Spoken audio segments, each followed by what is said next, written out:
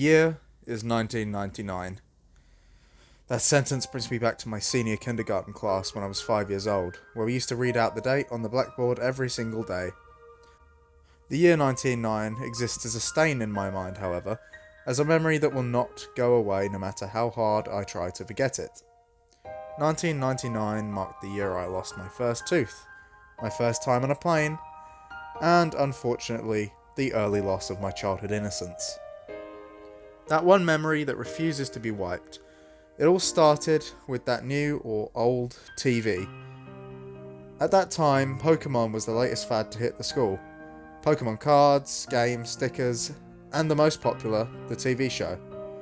So, of course, every time I came home from school, I would stay glued to the TV until Pokemon came on at 5. The only problem was that my dad watched the news at 5:30 and Pokemon episodes were back to back, which meant I had to miss an episode every day. Something I whined on and on about. My dad got tired of hearing me complain every day. That must be why he went and bought another TV. My dad put the TV he bought in my room.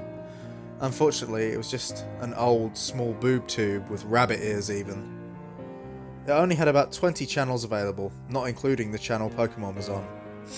I recall I didn't care though. I was just thrilled I had my own TV in my room. After surfing through the channels, I came to the conclusion that only Channel 2, TVO Kids, was worth watching, so I watched that for a while. It wasn't for another few months until I discovered Channel 21. One day in April, I was slipping through the channels, trying to see if Pokemon was on. I pressed Channel 1 into the remote, hoping there were more channels, and to my delight there was. My dad was surprised too, but he let me watch it because it seemed to have kids programs on. The channel was called Camden Local 21, and later I found out it was indeed broadcasted from the town of Camden, Ontario, a town very close to my city. The shows I saw in Camden Local 21 looked poorly made, and I never understood what was going on in them half the time. However, as I grew up, every time I thought of that channel, I realised more and more how messed up the shows were, and I had to ask myself, what the fuck was I watching? The following is a list of shows and episodes I remember seeing on Camden Local 21. How I remember such details even disturbs me, but I guess things like that stand out in your mind for a while. The channel only ran a few shows, probably because it was only operational between 4 PM and 9 PM. April 1999. Mr. Bear's Cellar, episode 12. Very sketchy name if you were to look at it nowadays. The show featured a guy wearing a bear mascot costume who would get a new visitor into his cellar every day. It was always a kid. The show was filmed with a camcorder, and not a very good one either. The police asked me a lot of questions about this show. This episode started with Mr. Bear sitting at a table playing checkers by himself. He sat there playing for a bit until there was a knock on the door. The camera was then looking up the stairs at the door, where there was another knock. Mr. Bear climbed the stairs and opened the door to reveal two young children. One was a boy about my age, and the other was a girl who looked about 8. Mr. Bear danced in delight and then started talking to the kids. I couldn't hear any of them that well, I remember. Mr. Bear then led the kids into the cellar, which was quite dark, only lit by a small oil lamp on the table. I can't really remember that much more, except him singing a song which I couldn't hear too well either, probably because of that large bear mask. The episode ended with them playing hide and seek, with the kids hiding in a closet and Mr. Bear counting. May 1999. Soup and Spoon. I don't think this was even a show, I think it was more of a special movie thing. All I know is I stopped watching Camden Local 21 for a while because I thought the show was too stupid, especially since Pokemon now came on at 4:30 and 5. I don't remember much of this, but it showed a can of soup and a spoon both attached to strings, swinging back and forth, as if someone was holding them and dangling in them in front of the camera. Interestingly enough, the show was shot in a basement which looked just like the one used in Mr. Bear's cellar. Like I said, I can't remember much. The only thing I can remember clearly was the end. The entire thing was only half an hour and just included stuff I found stupid, such as the spoon chasing the soup around trying to eat him. The ending showed a table and about 7 kids sitting around it, each with a bowl of soup in front of them. They were sitting looking at the camera, but with confused, almost frightened faces. The cameraman then held the can of soup in front of the kids and said, "Spoons ready?" and then just stopped. July 1999. It was summer and I hadn't watched Channel 21 for a while, until one day when I slept over at my friend's house and I decided to check it out again. My friend had gotten a TV in his room for his 6th birthday, so he stayed up very late, for us 9:30 was very late, and watched TV. That's when I remembered Channel 21 and brought it up to my friend. We decided to see if it was on, and to our surprise it was. They must have changed broadcasting time. Mr. Bear's Cellar, episode 23. This episode was entertaining for my friend and me, mainly because it had swearing. However, now when I think of this episode, I realise something was definitely wrong when it was filmed. The episode started with the camera on its side, while it was facing Mr. Bear, who was walking upstairs to the cellar door. The camera then blacked out for about a second before fading in. Back upright and facing Mr. Bear. There was also another kid talking to him, but this kid looked about 11 or 12. He was talking to Mr. Bear for a while, but I couldn't hear well, again with the crappy camcorder, until the kid started raising his voice. The kid was saying how it was late, and his sister had to go home. You could also hear more voices in the background. I remember Mr. Bear clearly saying, "Get the fuck out, you're not invited," with a deep voice muffled by the bear mask. I remember my friend and I looking at each other and laughing at the mention of the forbidden F word. But the episode got weirder. The kid began climbing the stairs before turning around and saying he was going to call the police. Mr. Bear began breaking into a run towards the kid, who started screaming and running as well. The camera then cut out, and that was the end of the episode. The channel then turned to static shortly after. August 1999. I didn't want to watch Channel 21 after that. In August I grew more curious to see Mr. Bear's Cellar for some reason though. The last episode I saw of Mr. Bear was weird and had swearing, which also made me think the show was meant for teenagers. Nonetheless, I flipped onto Channel 21 when my dad was busy. Mr. Bear's Cellar, episode 28. Apparently this episode had been playing the entire month of August. It was studied a lot by the police. The entire episode was just Mr. Bear sitting in a chair talking to the audience.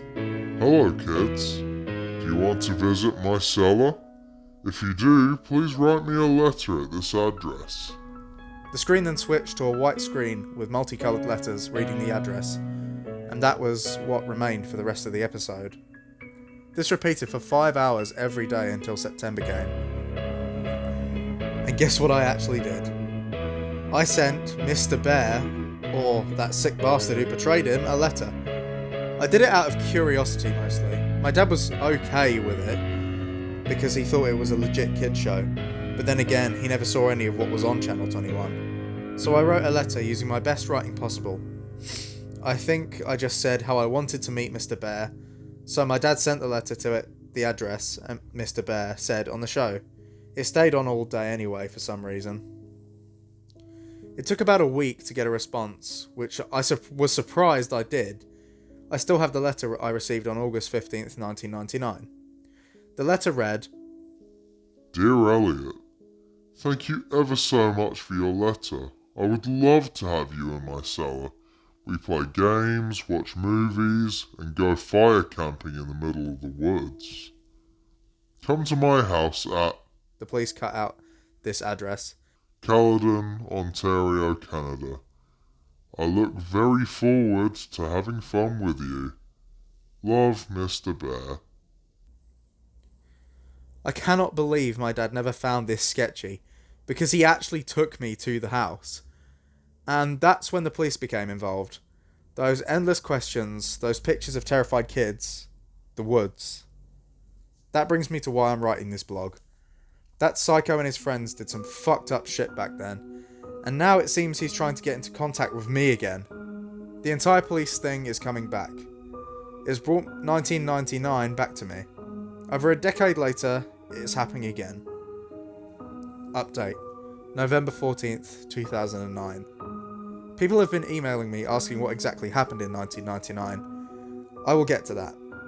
Those weird TV shows I was watching apparently were meant to attract kids to Mr. Bear's house, and what Mr. Bear did shocked the entire town.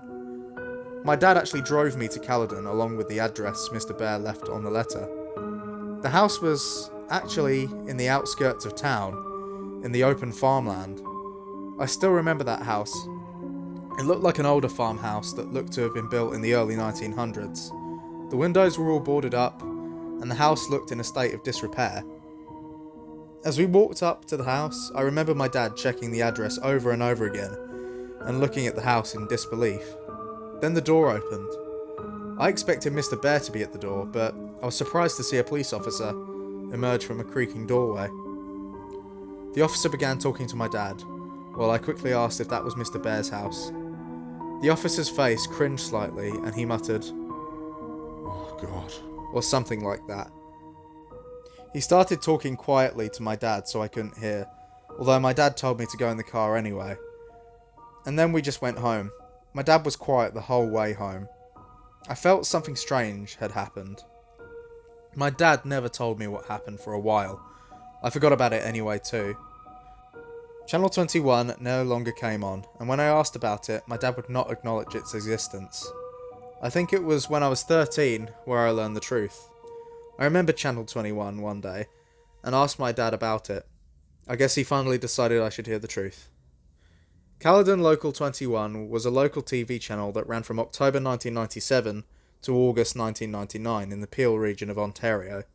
The entire channel was made from a house in Camden, the one I visited, and run by a man who was not really known by anyone in the town. The channel was only available to older TVs because the signal was one only picked up by rabbit ears, weaker frequency. The man created all the shows on the channel, all of which were kids' shows. He was Mr. Bear, and he was the mysterious cameraman. The real reason he created the channel was more disturbing than what was originally thought. As you might have already guessed, he kidnapped kids and held them in his cellar. But while most people thought he was a serial child molester, he really wanted to use the kids for another purpose. The day I arrived, the man had fled the house the night before, the day before the police went in for their investigation. I wasn't the only one who was watching. Update, December 2nd, 2009. Sorry for not answering any questions for so long. I haven't accessed my email account for some time. Anyway, let me finally set things straight about what I know. Back in October, I visited the house previously owned by the man who ran Camden Local 21. 2 women lived there, operating a daycare business. How ironic. Now to answer the questions you guys emailed me. Who else watched Camden Local 21? I know other people who watched it for sure, including those kids who wound up at Mr. Bear's house. After some Google searches, I found a few people on the NeoSeeker forums who were discussing the shows from Camden Local 21. They talked about the 2 shows I watched, but also another 2 shows I had never seen before. A user named I Am Real Life seemed to know all the channels that were broadcasted on Channel 21. Here are the 2 I've never heard of. The Fallen Angel and Life. I Am Real Life described it as a fairly boring show about a guy rambling on and on in front of the camera about how we must please Satan and appease him before it's not too late. Paint with Soul. I Am Real Life and another user called Siggy92 were discussing this show. They described it as Blair Witch-like, as it consisted of a cameraman wandering around a forest at night, doing nothing particularly interesting. I'll go looking for the conversation and see if I can get the link. Where is Mr. Bear, or the guy who wore the costume? If I did know, I would have said earlier. I have no idea where this guy is, or if he's dead or alive, hopefully dead. When I see my dad's friend next time, I will ask him about this. Maybe I can get a more definite answer. What did Mr. Bear do to the children? This is by far the most common question I've been asked. I found this out in October as well, via my dad's friend who is a retired Camden regional officer. Apparently the man playing Mr. Bear took the kids out of the house and into the forest nearby. What he did there, police are not exactly sure how it happened, but 16 charred bodies of children between the ages of 4 to 13 were found in a 15 by 15 foot ditch deep within the forest. My dad's friend did not want to go into exact details, but I'm seeing him next Thursday anyway, so maybe I can extort more information from him then. That's all I have now. Thanks for keeping an interest in my blog. I will try to gather as much information as I can for my next post. I've actually been getting pretty interested in this myself. It should be my right to know what the hell happened. Update.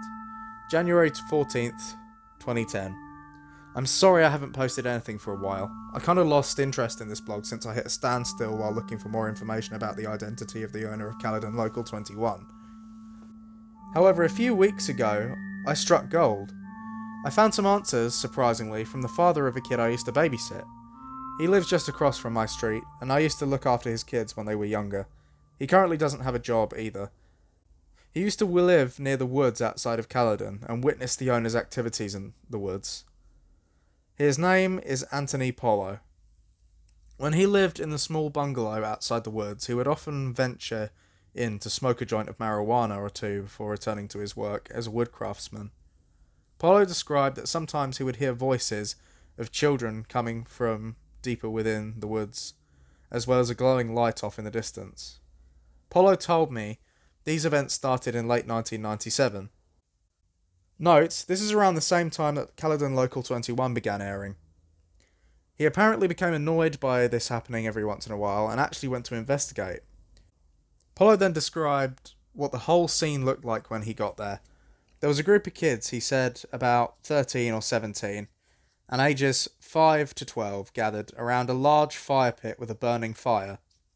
With them was a single adult. Polo talked to the man, noting his unusual unkempt appearance of a crack addict, as well as his constant twitching, and asked what he was doing out in the forest with children. The man said they were on a camping trip, something they did frequently. Polo, not suspecting anything, Caledon has one of the lowest crime rates in Canada, simply left it at that and told them to be quieter. Polo then paused for a while before telling me that they never became quieter. In fact, sometimes he heard loud chanting from the children in an unknown language. He didn't bother meeting with the man again, as he was moving away. I told Polo that the man was probably the owner of Caledon Local 21, but he doubted it, as he heard that man was moving to Pickering by several other residents near the area. Here is what I know now. The man would take the kids into the woods regularly for camping. The fire pit Polo described may be the hole the bodies of the children were found in. The children Polo saw probably are the ones found dead. The man moved to a city called Pickering, a smaller city east of Toronto. I will discuss this with my dad's friend, the ex-cop, and see if this matches anything the police knew about the man. I also want to see if he has any other knowledge of what was aired on Caledon Local 21. Update. February 10th, 2010.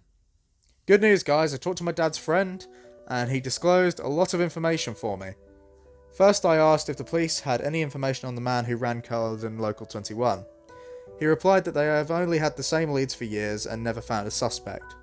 However, the Peel Regional Police do have some of the tapes found in the house Caledon Local 21 was broadcasted from. He took me over so I could watch a few. I guess I haven't said much about him yet. My dad's friend's name is Mitchell Wilson. A pretty nice guy. He seems to understand my thirst for knowledge on what happened during the late 90s in that house. He feels it was wrong that my dad went so long without telling me much. He took me to the Davis Road Police Station. If you don't know, it's the largest station in Caledon, and one of the largest within Peel region itself. Each of the main stations around Peel have some of the tapes. I was able to watch all of the footage that the Davis Road Station has. Unfortunately, I wasn't allowed to take any tapes home for obvious reasons. Paint with Soul, Episode 10. Garbage thrown away. Paint with Soul was one of the shows that I Am Real Life and Siggy 92 discussed on Neoseeker. I told the police about this and they informed me that 12 episodes of the show were made and broadcasted between December 5th, 1997 and January 8th, 1998. Exactly as I Am Real Life and Siggy 92 described, the episode opened with the cameraman wandering around in a forest. It appeared to be during the evening, as it seemed the sun was setting. The cameraman walked along a path until he got to an area where there was a lot of garbage lying in the leaves. The camera looked around at the various wrappers, bottles, bags and boxes, making sure each item got a few seconds of screen time. The camera then focused on a single area before the man spoke. I recall he spoke in a very timid, quiet voice, and I swear I've heard it somewhere else before, like on another Camden Local 21 show. I could barely hear what he was saying, but he mainly talked about how humans are garbage or something that had to be done with saving ourselves by cleaning up the garbage, us. It actually sounded really stupid, but still a feeling of dread came over me.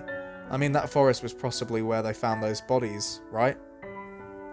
Mr. Bear's Cellar, episode 25. When the police administrator brought this tape in, I actually said, "Oh shit," and chuckled a bit out loud. Of course, I got stares from the staff, but Wilson explained to them about my little experience with Mr. Bear and how I still kept the letter he sent me. Like the previous episodes, this one included a guy wearing a bear mascot costume. The episode began with Mr. Bear waddling over to his cellar door, with a bottle of orange juice in his paws. On the ground were 16 shot glasses, as well as a small bottle that contained an unknown liquid. Mr. Bear poured an equal amount of orange juice into each glass, before opening the smaller bottle and depositing one drop into the glasses. Mr. Bear then went off camera. There were some minor sounds, such as shuffling, and then Mr. Bear emerged from behind the camera's location. Following him were 16 children.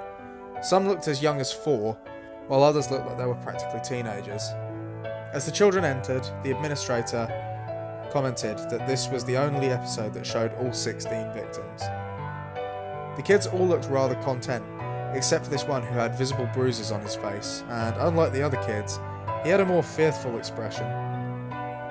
He also looked about 11 or 12, which caused me to recognise him. He was the kid who asked about his sister and subsequently met an unknown fate at the end of episode 23, the one I watched during July 1999. When I told the administrator this, he confirmed it was the same kid.